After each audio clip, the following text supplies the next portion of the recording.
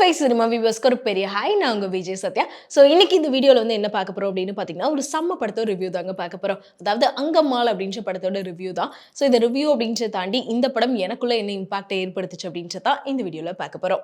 அங்கம்மாள் அப்படின்ற டைட்டில் கேட்டோன்னே கண்டிப்பாக எல்லாரும் கெஸ் பண்ணியிருப்பீங்க. இது ஒரு கேரக்டர் வச்சு தான் படம் பண்ணியிருக்காங்கன்னு.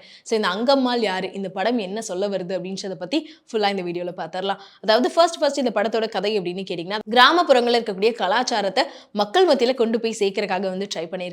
முக்கியமா நம்ம பெருமாள் முருகன் அவர்களோட சிறுகதையை மையப்படுத்தி அதை தழுவி டைரக்டர் விபின் ராதாகிருஷ்ணன் அவர்கள் வந்து இந்த படத்தை இயக்கியிருக்காரு. ஸோ இது வந்து ரொம்பவே ஒரு அழகான விஷயத்த மக்கள் கிட்ட கொண்டு போயிருக்காங்க அப்படின்னு தான் சொல்லணும். ஏன்னா கிராமத்து கலாச்சாரம் அப்படின்றப்ப முக்கியமான ஒரு விஷயம் இருக்கு. அந்த காலங்களில் பார்த்தீங்கன்னா இந்த பெண்கள் வந்து சாரி கட்டும்போது பிளவுஸ் வந்து போட மாட்டாங்க.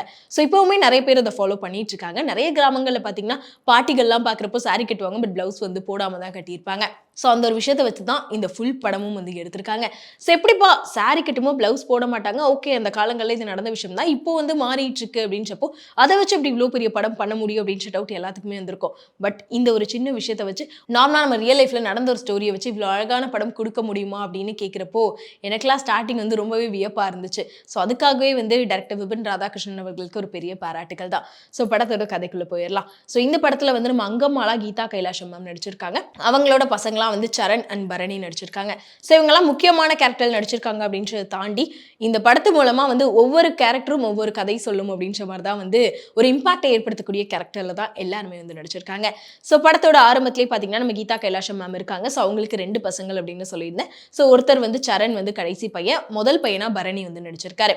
எப்பவுமே கிராமத்தில் பார்த்தீங்கன்னா நம்ம என்னதான் கஷ்டப்பட்டாலும் சரி பசங்களை படிக்க வச்சிடணும் அப்படின்ற எல்லா அம்மாக்களும் யோசிக்கக்கூடிய ஒரு கான்செப்ட் தான் இங்கேயும். அதாவது முதல் பையன் அம்மாவுக்கு ஹெல்ப்பா வந்து கிராமத்துல இருக்காரு, வயல் இதெல்லாம் பாத்துக்கிறாரு, அம்மா பார்த்த பொண்ணையே வந்து கல்யாணம் பண்ணி அம்மா கூட இருக்காரு. பட் 2வது பையன் சரண் வந்து வெளியூர்ல போய் படிச்சு டாக்டரா இருக்காரு. ஸோ அங்கவே வந்து ஒரு பணக்கார வீட்டு ஒரு பொண்ணை வந்து காதலிக்கிறாரு. அவங்க வீட்லயும் எல்லாரும் அக்செப்ட் பண்ணிக்கிறாங்க. பட் ஆனால் அந்த காதலை எப்படியாச்சும் அம்மா கிட்ட சொல்லணும் அப்படின்றக்காக லீவ்ல வந்து அந்த அவங்களோட கிராமத்துக்கு வந்து வராரு. ஸோ அங்க நடக்கக்கூடிய விஷயங்கள் தான் வந்து படம் ஃபுல்லாவே எடுத்திருக்காங்க. சொல்லப்போனா ஃபுல்லாவே கிராமத்து சைடு எடுக்கப்பட்ட ஒரு படம் தான்.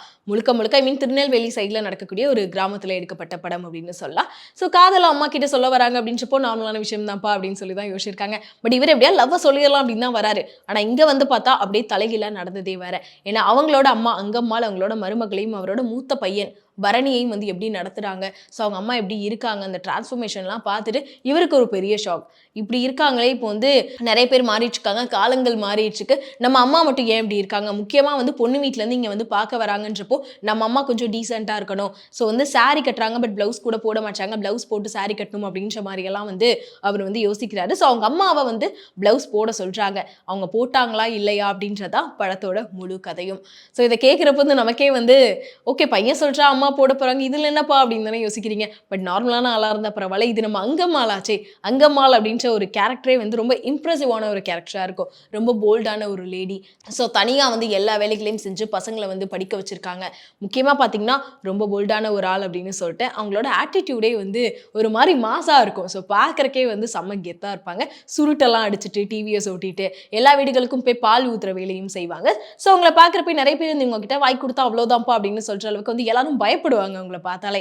பட் இருந்தாலும் அவங்களுக்குன்னு சில கேங் இருக்கு. ஸோ அவங்களும் இவங்கள மாதிரியே வந்து சாரி கட்டுவாங்க, பிளவுஸ் போட மாட்டாங்க. ஸோ நிறைய பாட்டிகள் எல்லாமே இருப்பாங்க. ஸோ அவங்களுக்கு மத்தியில் இவங்க ரொம்ப ஜாலியாக பேசுகிற விஷயங்களா இருக்கட்டும் ரொம்ப அழகாக வந்து காமிச்சிருப்பாங்க. ஸோ அப்படி இருக்கப்போ வந்து சரண் வந்து எப்படியாச்சும் அம்மா வந்து பிளவுஸ் போட வைக்கணும் அப்படின்ற மாதிரி வந்து நிறைய வழிகளில் வந்து ட்ரை பண்ணுறாரு. ஸோ ஊர் மக்கள் மூலமாக ட்ரை பண்ணுறாரு, அவங்களோட அண்ணி மூலமாக ட்ரை பண்ணுறாரு. அப்படின்றப்போ பல வழிகளில் ட்ரை பண்ணும்போது அங்கம்மாள் வந்து அதை பண்ணாங்களா இல்லை எதுக்காக அவங்க வந்து அவ்வளோ வீம்பா இருக்காங்க, கடைசியில் அவங்க பையனுக்காக பிளவுஸ் போட்டாங்களா, இல்லைனா வந்து அவங்க அம்மாவோட ஃபீலிங்ஸை புரிஞ்சுக்கிட்டு அந்த பையன் என்ன பண்றா அப்படின்ற மாதிரி பல எமோஷனலான விஷயங்களை வந்து செகண்ட் ஹாஃப்ல வந்து காமிச்சிருப்பாங்க.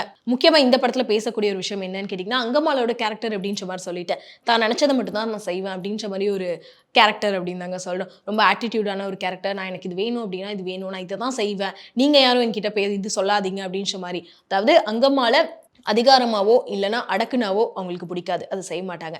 பட் ஆனால் அவங்களுக்குள்ள ஒரு கேரக்டர் இருக்குது, ரொம்ப அன்பான ஒரு அங்கம்மாள் அப்படின்னு சொல்லலாம். ஏன்னா என்னதான் வந்து எல்லாருமே வந்து பிளவுஸ் போடுங்க, ஸோ எதுக்காக அப்படி இருக்கீங்க, பார்க்க அப்படி இருக்கு அப்படின்னு சொல்லிட்டு எல்லாரும் சேர்ந்து ஒரு விஷயத்த சொல்கிறாங்க. ஆனால் யார் பேச்சே கேட்காத அங்கம்மாவுக்கு இன்னொரு குணம் இருக்குது. என்னன்னு கேட்டிங்கன்னா அவங்களோட பையனோட குழந்தை. ஸோ அந்த பொண்ணு கூட ரொம்பவே க்ளோஸாக இருக்காங்க. முக்கியமாக மற்ற இடங்களில் கெத்தாக இருந்தாலும் அந்த குழந்தைகிட்ட இவங்களும் ஒரு குழந்தை மாதிரி ரொம்ப அன்பாக வந்து பேசுகிறாங்க. அங்கம்மாளோட இன்னொரு முகம். ஸோ அதுலேருந்து நம்ம புரிஞ்சுக்கிட்ட விஷயம், அங்கம்மாள் கிட்ட கிட்ட அன்பா சொன்னா என்ன வேணா செய்வாங்க. ஆனா அது அந்த பசங்களுக்கு புரியலையேப்பா அப்படின்ற மாதிரி தான் படம் பார்க்குறப்ப இருந்துச்சு. ஸோ நிறைய ட்விஸ்ட் இருக்கும், சஸ்பென்ஸ் இருக்கும் அப்படிலாம் இல்லைங்க. ரொம்ப நார்மலான ஒரு ஸ்டோரி, ரொம்ப அழகான ஒரு ஸ்டோரி. முக்கியமா நான் அத சொல்லிட்டேன் இதான்ற விஷயங்கள். பட் அத எவ்வளோ இன்ட்ரஸ்டிங்கா காமிச்சிருக்காங்க. ஒரு பிளவுஸ் போட வைக்கிற ஒரு விஷயத்த வந்து எந்த அளவுக்கு வந்து அந்த இடத்துல ஒரு இம்பாக்ட் ஏற்படுத்தியிருக்காங்க. ஏன் அவங்க அத போட மாட்றாங்க?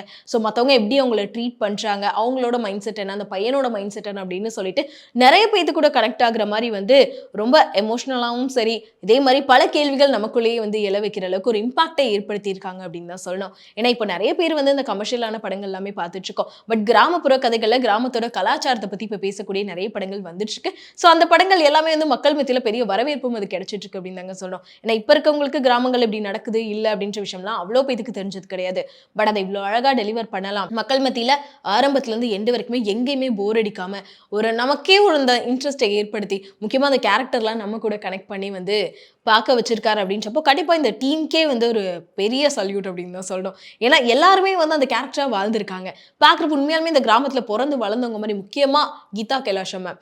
சீரியஸ்லி அவங்க இந்த கேரக்டர் பண்ணும்போது, அவங்களோட பெர்ஃபார்மன்ஸே எல்லாத்தோடதும் ஒரு மாரி பீக்ல இருந்துச்சு.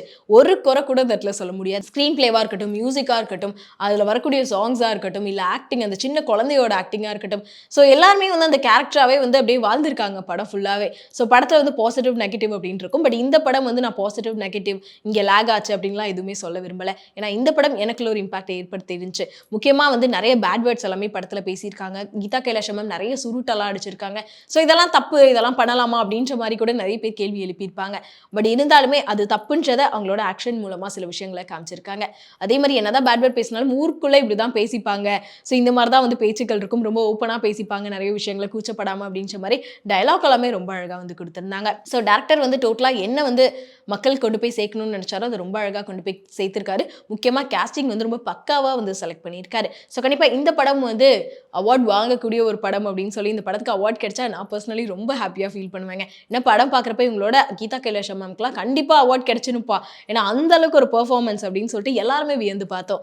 ஸோ நீங்களும் இந்த அங்கம்மாள் படத்த போய் தியேட்டர்ல பார்த்துட்டு உங்களுக்கு இந்த படம் எந்த அளவுக்கு பிடிச்சிருக்கு அப்படின்றத மறக்காம கமெண்ட்ல சொல்லிருங்க.